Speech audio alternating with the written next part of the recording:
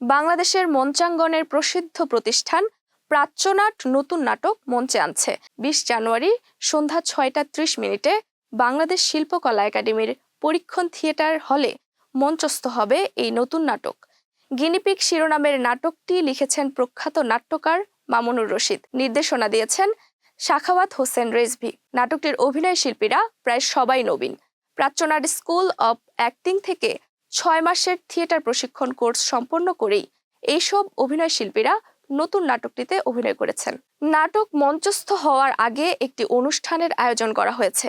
উক্ত অনুষ্ঠানে অতিথি হিসেবে উপস্থিত থাকবেন অভিনেত্রী ডলি জহুর এবং অধ্যাপক ডক্টর ইউসুফ হাসান অর্ক।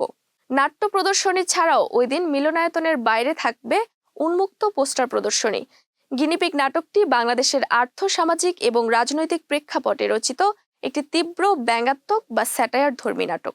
এই নাটকে দেখানো হয়েছে কিভাবে সাধারণ মানুষ রাষ্ট্রযন্ত্র এবং ধনিক শ্রেণীর হাতে গিনিপিগের মতো ব্যবহৃত হয়।